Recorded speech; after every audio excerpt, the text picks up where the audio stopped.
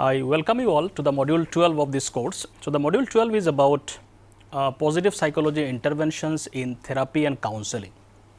So, in this module we will be basically focusing on how positive psychological principles can be applied to the context of counseling, therapy and to large extent clinical psychology.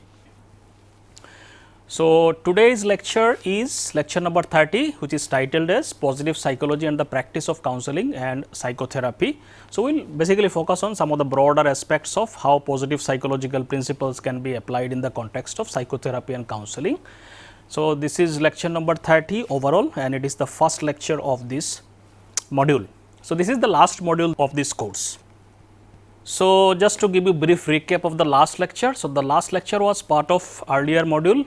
That is module number 11, that was about how positive psychology could be applied in the context of workplaces, and in lecture 29, the last lecture, we specifically focused on the PARMA model as a building block of well-being and how this model has been also extended using adding some more variables, and we discussed how a lot of these interventions and techniques can be used to promote the different components of PARMA, particularly to enhance employee well-being. And we also discussed at the end how positive psychologies are practiced in some of the existing companies. So, these are the things that we discussed in the last lecture. So, in today's lecture, the key things that will be discussed include positive psychology, overall how it can be applied in the counseling and psychotherapy. We will focus on how positive psychology can influence client conceptualization and outcome expectation, particularly using the forefront approach, and we will also see how the complete state model of mental health can help us or direct us in terms of using positive psychology, the concept of counseling and psychotherapy. And at the end we will talk about also how positive psychological assessment can also be done. So, let us start. So, when we talk about positive psychology and how it can be applied in the context of counseling and psychotherapy, there are a lot of, especially the recent few decades, there has lots of development in terms of understanding or applying positive psychological principles in the field of counseling and psychotherapy, because positive psychology offers a range of applications that can enhance therapeutic practices and processes and outcomes. So, we will talk about some of these broad approaches. So, some of the specific examples or applications of positive psychology in the clinical setup or therapy sessions or in the counseling setup includes, first, that positive psychology can give lot of client activities and exercises. So, in addition to whatever practices and therapies are available in the clinical psychology, in addition to that, positive psychology can provide lots of evidence based exercises, interventions and activities which can be incorporated in the practice of counseling and psychotherapy to enhance well-being of the client. It may include lot of things that we have already discussed also throughout this course. It may include specific exercises like gratitude journaling, strength identification and development, mindfulness practices and so on. So, a lot of this we have already discussed throughout this course in the different modules. So, this is one area where positive psychology can have application in the counseling psychotherapy, where it can give a range of evidence based exercises, interventions from the positive psychology which can be applied. Second is, positive psychology can help us to understand client conceptualization. How do you conceptualize, how do you frame the problems and the outcomes of therapies or counseling? So, positive psychology encourages therapists to view clients through the strength based lens, focusing on their potential for growth and flourishing rather than solely addressing pathology and deficits. So, positive psychology can give an alternative framework or an additional framework where a therapist or a counselor can conceptualize client in a different way. In addition to all the problems they have, it can give a framework which can be based on strength based framework or focusing on potential for growth and flourishing and so on. So, it gives an added framework for the therapist or a counselors to understand the client. Third possible application includes, it may provide definitions of success of outcomes. How do you conceptualize the success of outcomes of therapies and counseling sessions? Positive psychology can give an added framework.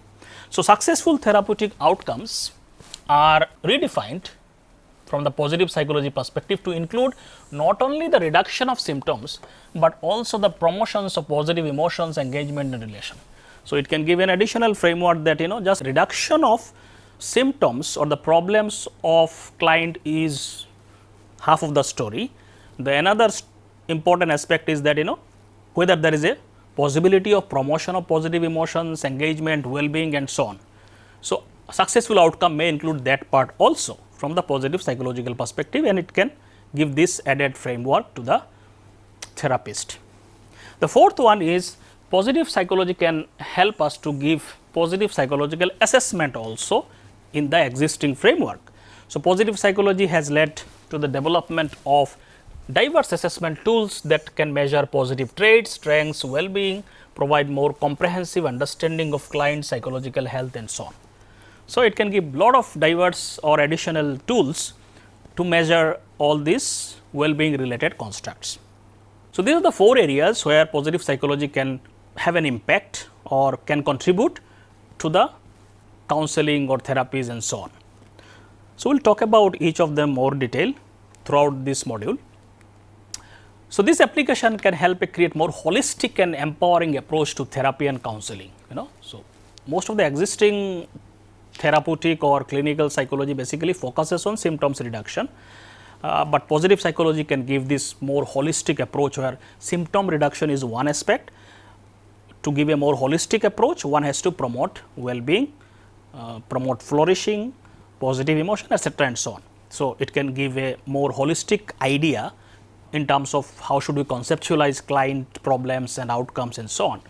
It can empower the existing approach of therapy and emphasize fostering positive mental health and well-being. So, this point 2, 3 and 4 we will discuss in the today's lecture. First point we will elaborate more in the next lecture. So, basically will be this client activities and exercise part will focus in the next lecture. The other thing, client conceptualization of outcomes, psychological assessment, these aspects will focus on today's lecture. So, first start with the client conceptualization and outcome expectation. These 2 points will merge together. How can positive psychology contribute in terms of understanding how should we conceptualize client, their problems, and how should we conceptualize what is the successful outcome, how to measure the successful outcome, what should be the indicators of successful outcomes of therapies and counseling.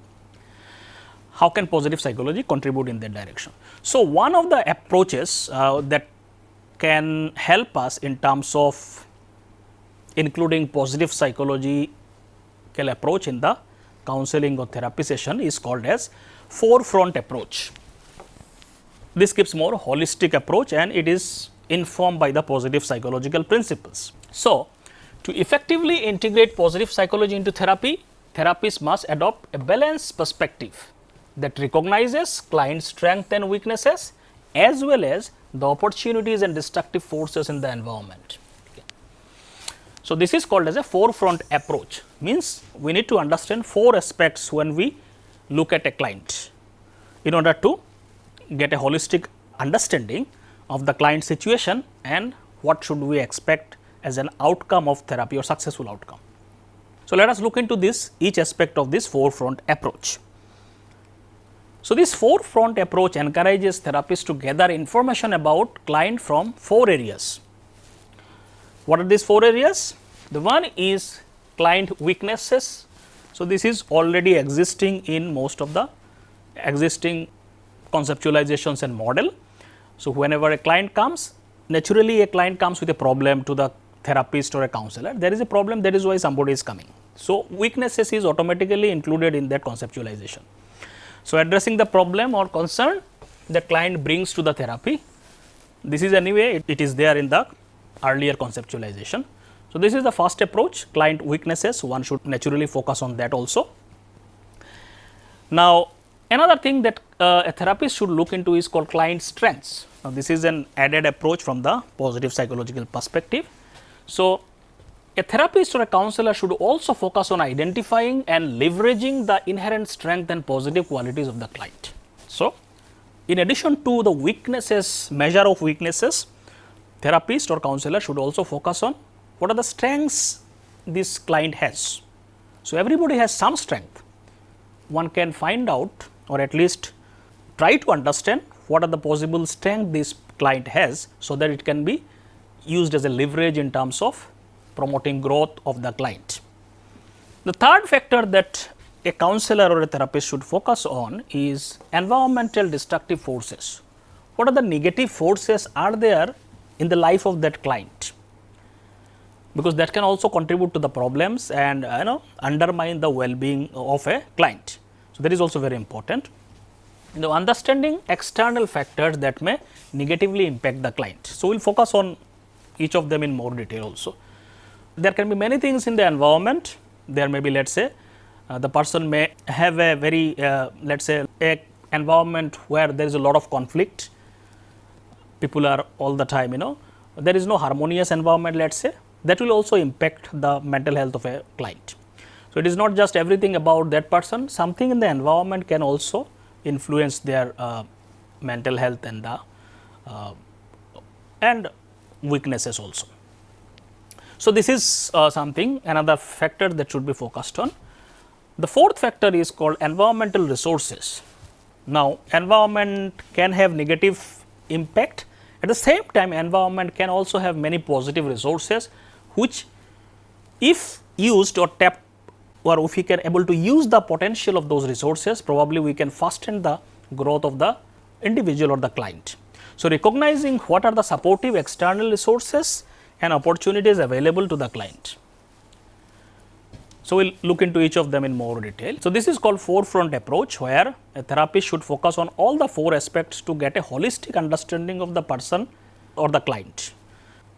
So, if we look at the existing model, most of the approaches mainly focused on client weaknesses and environmental destructive forces. These two aspects, client strength and environmental resources, are basically informed by the positive psychological principles and understanding. So, this is more of a holistic approach. Now, therapists often focus on weaknesses and environmental problems, as we have already said, since these are typically the reasons client comes to the therapy. So, obviously, this is the first thing therapists will focus on. Strength and environmental resources are frequently overlooked. It is not that everybody overlooks, but generally it is not very focused, it is not given much importance in the existing framework. So, this oversight can occur because strength and resources are less salient and then the immediately problems and client presents. So, client when comes, obviously he is mostly focusing on his problems and weaknesses. So, in that whole process the strength and resources part somehow gets overlooked because of the significance of the problems and so on. However, if you fail to adopt this balanced perspective, it can result in missed opportunities to fully utilize client strength and resources. Since using client strength and resources, we can promote his growth in a much faster scale, we will miss this opportunity if we do not focus on all the aspects. So, that is the idea. Now, how can one use this forefront approach? So, this is a worksheet which is given as a guide for therapist. So, every therapist can utilize this worksheet. So, this was taken from Wright and Lopez 2002, they have proposed this framework, and they also given specific indicators what should be focused on when we look into this forefront approach. So, this is like a worksheet that can be used. So, let us look into this forefront assessment approach. So, the first part is areas of client weaknesses.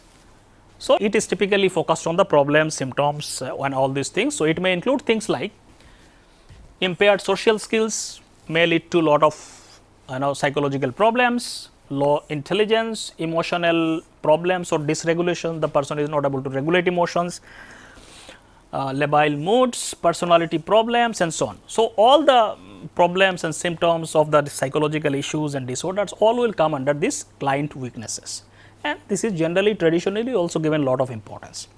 So, these are the things that one can look into while looking into client weaknesses, and there are many standardized tools to measure these problems and symptoms. Second area is areas of client strength. It may include things to understand what are the strengths of clients, what are the things that client is good at in terms of, or there may be some very positive resources, internal resources that can protect that person. So, we can measure things like whether the client is hopeful, grateful, forgiving, courageous, or is the client resilient enough, or client may have high intelligence, intelligence may be social intelligence, whatever it is. There can be diverse types of intelligences, mood stability, healthy personality and so on.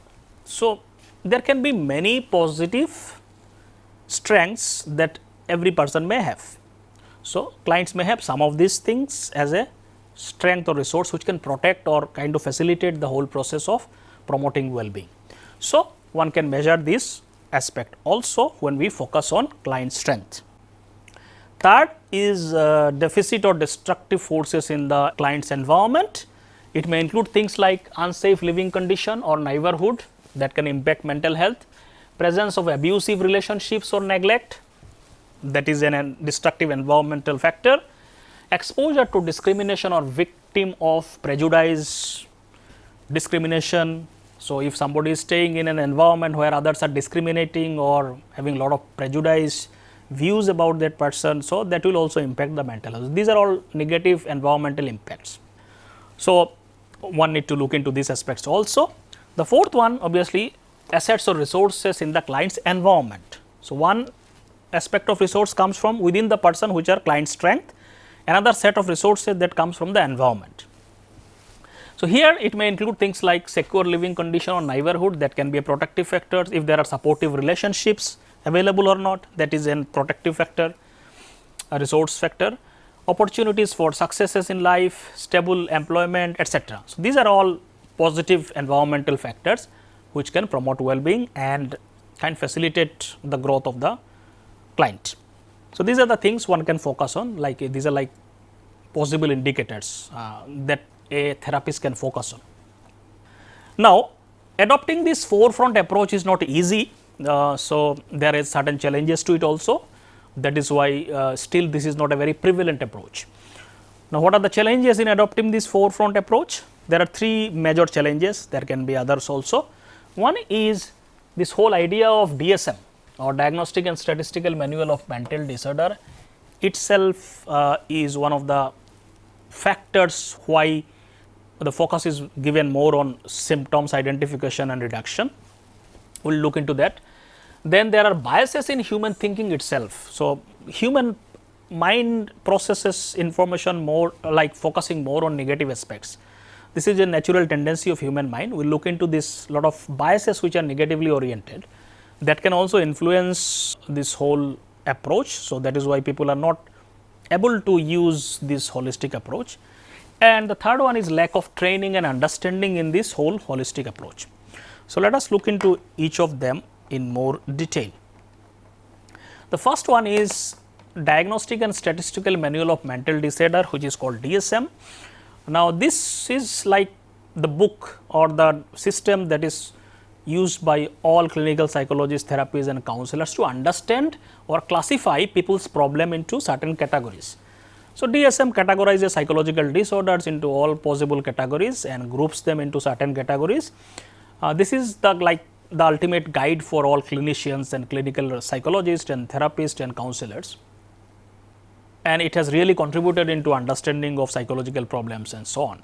So, if you look at, so everybody uses this guideline to understand symptoms and categorizing certain or classifying psychological disorders.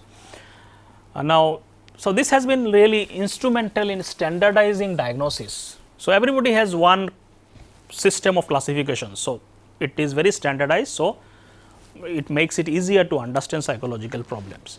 So, this helps us to standardizing diagnosis and guiding treatment. It has also one limitation, particularly context of positive psychotherapy and positive clinical psychology. Now, this is mostly focusing on disorders and the symptoms and so on. So, and all the clinical psychologists and therapists uses this as a kind of framework, and it generally does not talk about the strength and positive psychotherapy aspects. So, that is why if your mind is more guided by a framework which only focuses on symptoms and negative expression of symptoms, then obviously people will overlook other aspects, because this is the guide that is guiding their mind or thought processes. So, the DSM is primarily designed to identify and classify mental disorder based on symptoms and impairment. So, this is what it was focused on. So, it is not supposed to do other things.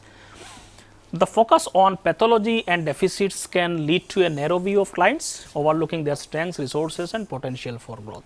So, obviously, this is mainly focusing on the symptoms and the problems, and the people who are using that, they may not have understanding of other aspects like client strengths, resources and potential for growth, because that is what it is not focused in terms of in the manual of this DSM manual.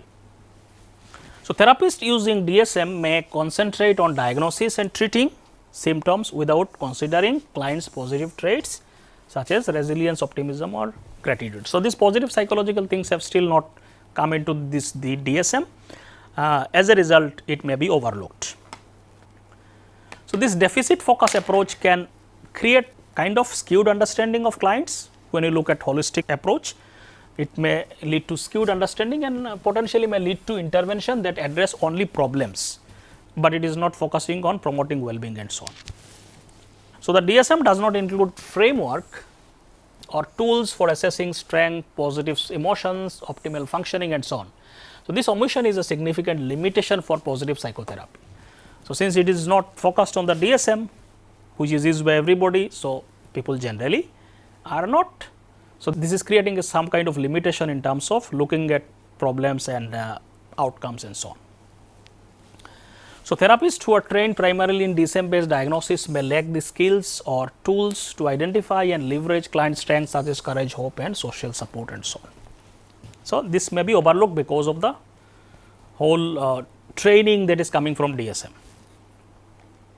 Second important factor why people generally are not able to use this forefront approach or holistic approach is that there are certain inherent biases in our thinking process itself. So, this tendency for therapists to focus primarily on negative aspects of client during assessment can be attributed to several factors. So, one obviously factor is DSM. Second is obviously there are certain biases within us also, which kind of forces us to look only into the problem part. For example, clients typically seek therapy due to problem only, which are often framed negatively, leading to therapists infer negative causes to these issues. Clients comes with a problem, obviously therapist is supposed to look into the problem and reduce it. Now, this aligns with the general human tendency of giving more weight to the negative aspects of situation more heavily than positive ones. So, it automatically aligns with our thinking process that we give more importance to the negative aspects as compared to the positive aspects. It is a natural human tendency. Whenever if two things happens in an environment where one is negative, one is positive, our focus go to the negative aspects first. It is a natural human tendency, and because it has a survival value. Evolutionary, our mind has been trained like that to focus on the negative because it can harm you. So, that is how our mind has been designed. So, somehow looking into the perceived problems and so on naturally aligns with that, this whole mental process of focusing on the negative aspects. Second, therapists or people who are involved in that may also fall prey to something called as fundamental negative bias, where salient negative behavior, thoughts or emotions in ambiguous context dominate their perceptions. For example, if a client reports persistent sadness, fatigue, irritability and hopelessness, therapists may immediately assess for depression without exploring potential positive signs or environmental factors, as they are drawn to the negative aspects of the client presentation. So, that is we can say fundamental negative bias. So, because the negative symptoms are very focused and it is coming at the forefront when a client is reporting about their sadness, fatigue. So, irritability automatically the therapist's mind goes into the classifying them as a certain psychological disorders, which is guided by the DSM and so on. And they may not focus on other aspects because too much focus is given on identifying and then how to reduce that. The third aspect in this context is the failure from the part of therapists to consider environmental factors. So, which is partly due to the challenges of assessing environmental during the therapy sessions. Many times it is also, it becomes a highly challenging to understand a lot of environmental factors. It may take time. Therapists may have to give more time and resources or energy to understand the environmental factors. What are the negative factors or what are the positive factors in the environment.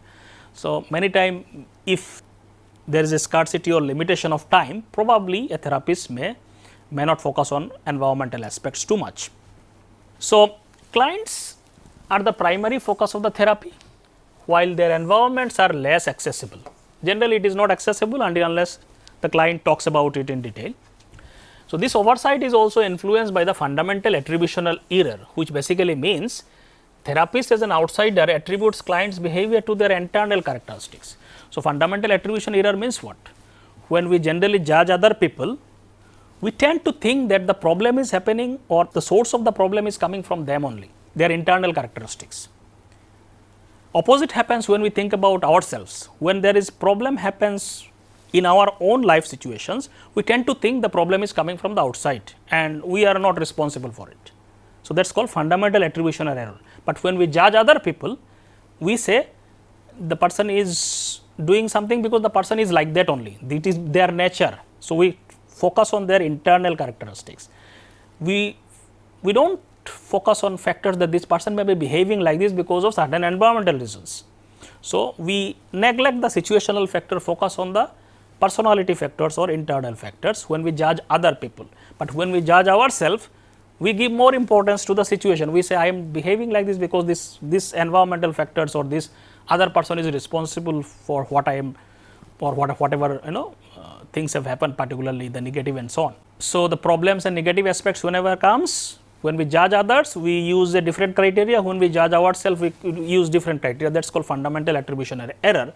And this can also happen in the therapy situations from the part of the client, because client is another person. So, they may always find out the problem is, the source of the problem is within that person only, which may be true for many situations, but there can be environmental factors which we generally do not focus on because of this fundamental attributional error. So, for instance, if a client struggles with motivation, therapists might attribute this is the problem that is coming from that person, the person may be lazy and so on. Immediately that type of judgment comes, because the person is having no motivation, that means the person may be lazy. But this may be true also, but in many situations this may not be true also. Without even considering there can be external reasons also. So, there may be many external stressors like toxic work environment, because of which the person is losing motivation in that environment. So, which generally we ignore.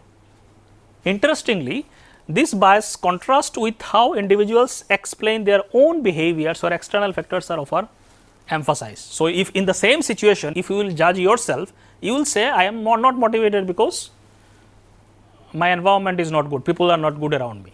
We will never say ki I am lazy. So, we use a different criteria for ourselves and different criteria for other people. So, that is called fundamental attribution error, and this can also play out in the therapy or counseling session also. So, that is also another thinking biases. So, these cognitive biases can lead to incomplete assessment and inappropriate attributions for client problems, potentially harming therapeutic outcome. So, basically we may not be able to use the full potential of the situation and understanding of the situations because of these cognitive biases. To counteract these errors, therapists must consciously assess all four fronts. So, this four front approach can help us to come out of these biases. So, that is why this is a very important approach, which automatically will force you to focus on all the aspects, where client weaknesses, strength, environmental factors, positive and negative, all the things you need to automatically need to focus, because it is part of that approach. Failure to do so risk reinforcing negative biases which can undermine therapy and so on. So, one of the challenges that these biases may force us not to look into a lot of these aspects. The third factor is which may act as a challenge in terms of implementing this four factor approach is lack of formal training and understanding. So, historically mental health practitioners have been extensively trained to identify and address symptoms of pathology based on DSM. So, that is the typical traditional model, but they generally have received very little or no formal training in recognizing symptoms of well-being. So, well-being is still not the part of this lot of this formal therapies and clinical psychological aspects. So, they may not be trained in understanding symptoms of well-being and fostering it and so on. So, this lack of understanding and training could be another reason why people may not implement the forefront approach. This imbalance means that the therapist may unintentionally neglect the positive aspect. So, it is not an intentional thing, it is an unintentional because they are not trained to do that. So, that is why they may simply overlook it. So, without staying updated on the positive psychological research or participating in related continuing education, therapists may remain unaware. So, this as more and more of this research will come in front, more and more training programs will integrate this approach, then slowly things will change. So, but this is another reason why people do not implement this holistic approach is lack of understanding in the theories and lack of training program. Basically, they are not equipped to deal with including these aspects. So, this can lead to problem for both therapist and clients, as it overlooks potential for building strengths and positive functioning. So, there is a potential which will be missed in this whole approach. So, this 4-4 approach actually can help tremendously in terms of client conceptualization of problems as well as conceptualization of outcomes. Now, another concept which is very important in terms of how to conceptualize client and how to conceptualize outcome expectations. So, apart from this 4-4 approach, another important aspect which is guided by the positive psychology is the complete state model of mental health. So, we need to understand this. There are different ranges of mental health outcomes possible, not just symptoms reduction is just one part of it. So, this complete model of mental health is very important to understand to address this. Otherwise, people will only focus on the symptom part and reduction of symptoms. Now, what is this complete state model of mental health? It was initially developed by Keys and Lopez 2002, and they offers a nuanced framework for conceptualizing client mental health. So, they developed a very holistic model to conceptualize mental health into the different categories and different spectrum. This model challenges therapists to move beyond just traditional focus on symptoms reduction and consider presence of well-being equally important, which is in line with positive psychological principle.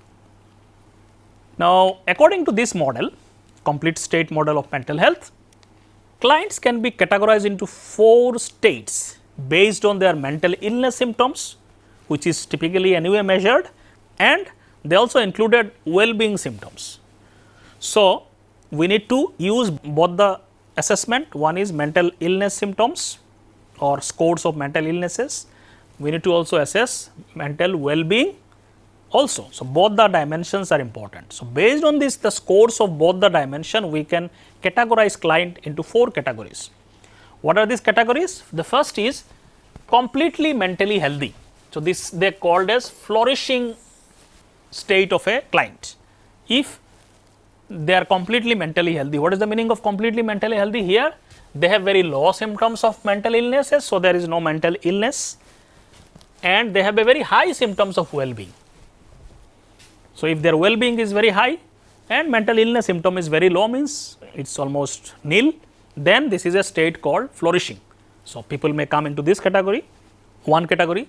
Second category is called floundering, it is called completely mentally ill, just opposite to that. Here high symptoms of mental illness and low symptoms of well-being, just opposite of flourishing.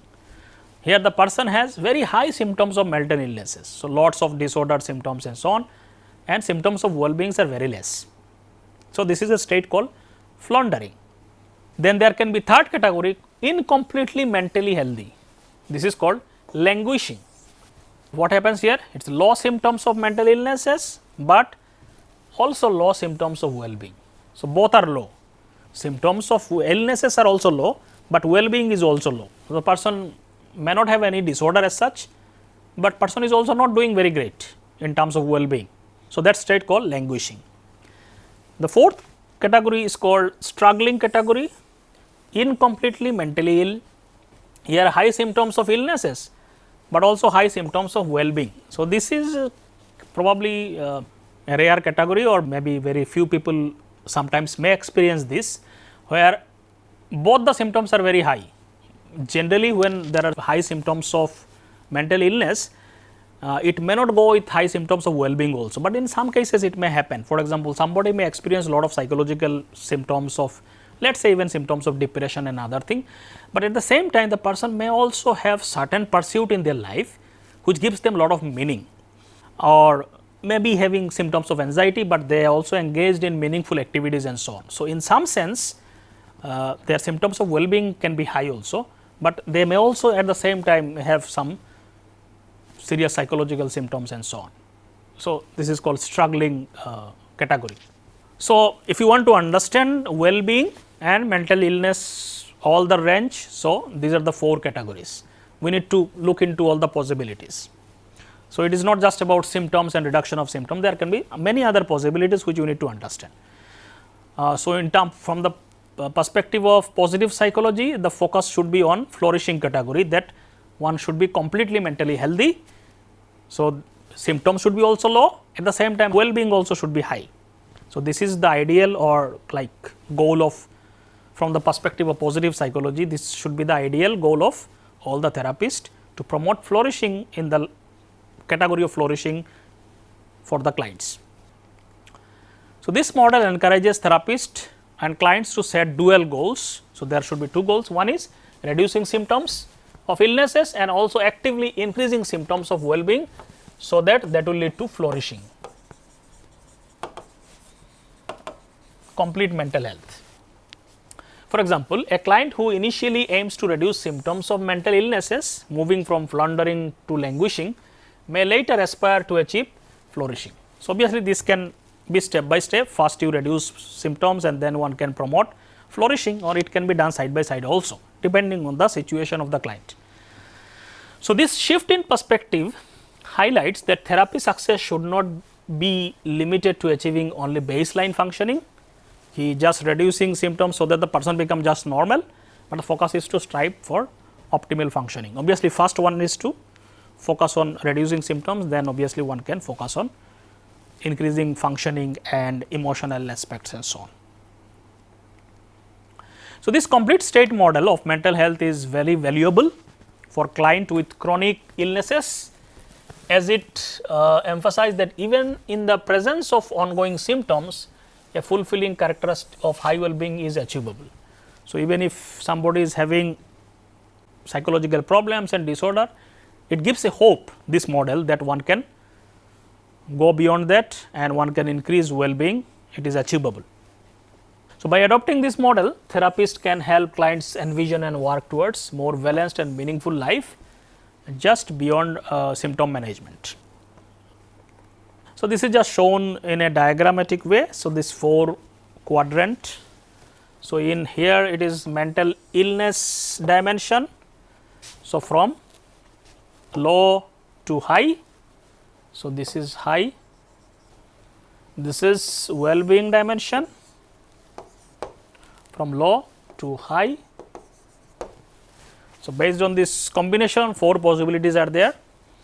When illness is high and well-being is also high. So, if you go from low to high, so complete mental health means illness should be low, well-being should be high. So, this is called complete mental health or flourishing aspects.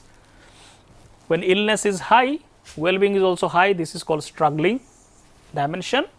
When well-being is low, illness symptoms are high, this is called floundering dimension.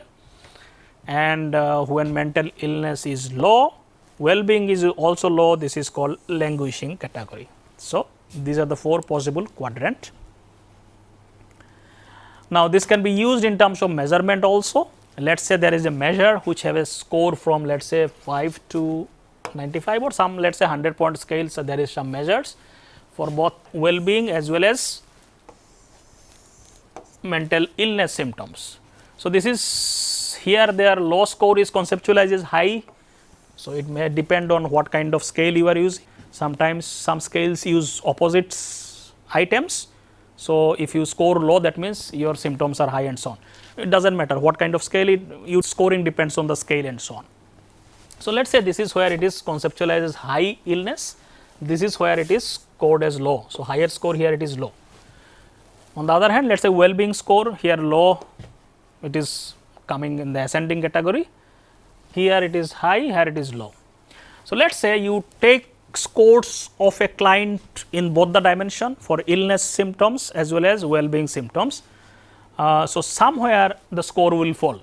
For example, you take score in both the dimension. Let us say a client has a score of 40 in the well-being and 65 in the illness category.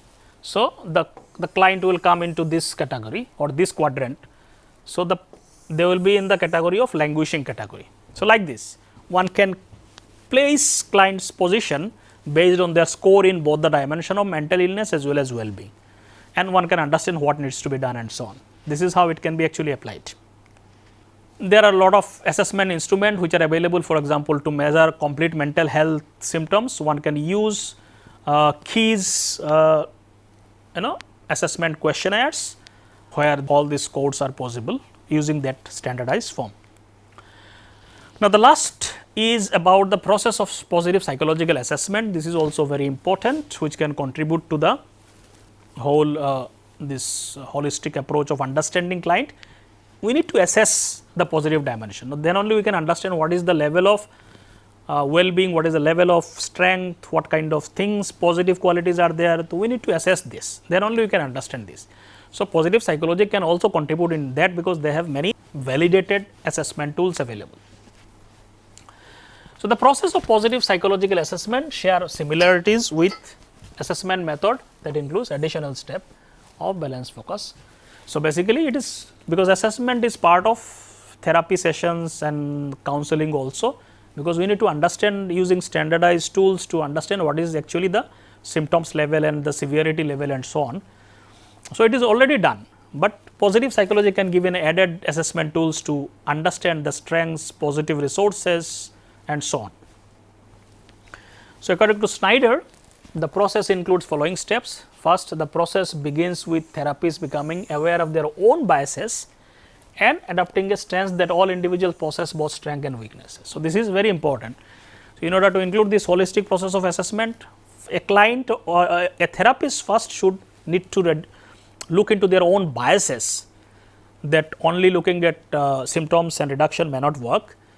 They should also have this understanding that every client has strength and weaknesses both, and environmental resources as well as environmental problems, and we need to focus on all these aspects. So, that inherent bias should be removed and actively reflected upon. So, this is the first step. Second is therapist then observes and interview clients based on this 4 factors approach with a dual focus on understanding both individuals and their environment context. This involves gathering complementary data on both strengths and weaknesses. So, this 4-front approach whatever we discussed, then client takes data from all these 4-front approaches. So, there can be many tools available, standardized tools are available for all these things. Therapists can use tools for identify weaknesses, like a lot of these structured interviews, checklists are available to see the symptoms and so on.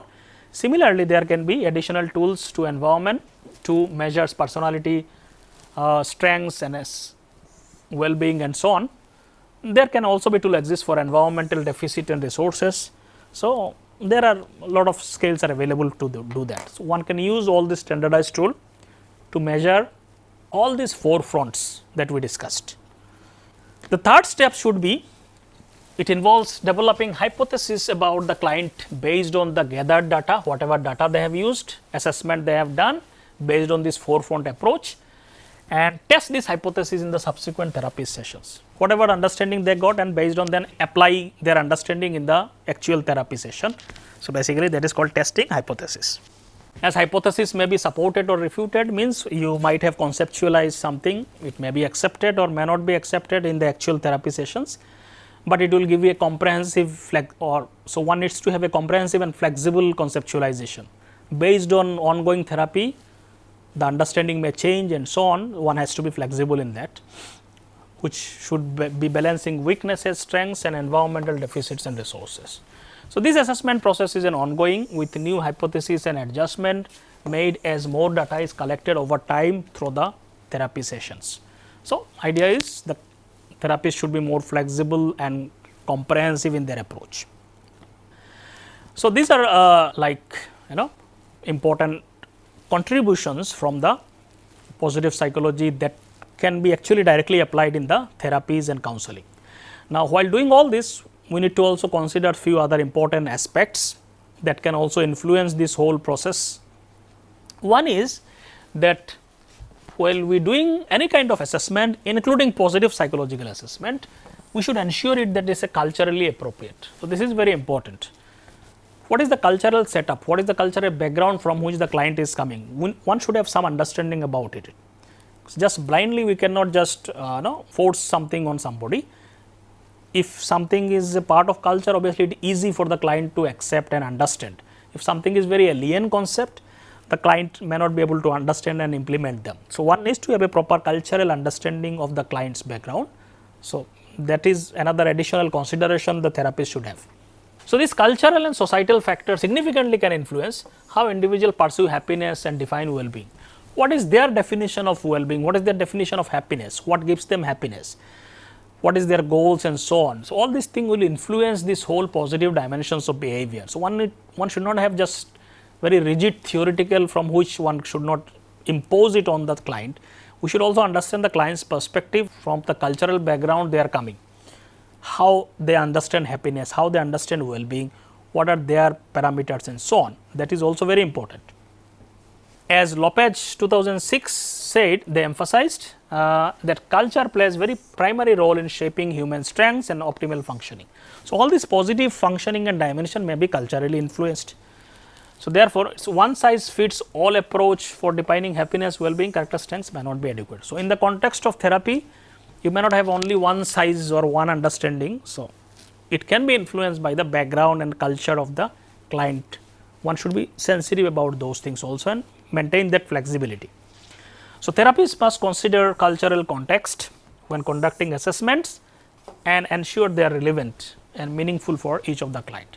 While doing assessments and therapies, this cultural understanding is very important and it should be sensitively applied in the context of therapies and counselings. For example, the concept of autonomy, which is an important part of Western conceptualization of well-being, particularly psychological well-being. This may not be a very significant aspect from the Eastern cultural perspective. Eastern cultural perspective or collectivist cultures, they do not give too much importance of autonomy or like only focusing on yourself, your achievement, your sense of independence or freedom. Those things are very westernized concept. People in the Eastern culture or collectivist culture, community living, connection with the other people, those things play probably more important role in the well-being. So, one need to understand from what background they are coming. So, not every model from the Western perspective may not be applicable to clients from other cultures. So, that sensitivity is important. It depends on the person also, obviously. Some person may be from the Eastern culture or collectivist culture, but in their mind they may be very westernized. So, it depends on the person also, one has to be sensitive about that. So, positive assessment should expand from the traditional method to incorporating more balanced focus on strength and resources, developing and testing hypotheses and ensuring cultural sensitivity. All these things one needs to focus on to get a holistic approach, and in this approach foster more holistic understanding. So, for this forefront approach is very important and very significant. If therapist or counselor use this forefront approach, they are bound to have a holistic approach. So, this can be very important framework to use positive psychological principles in the therapy and counselings. So, with this I stop here. Thank you.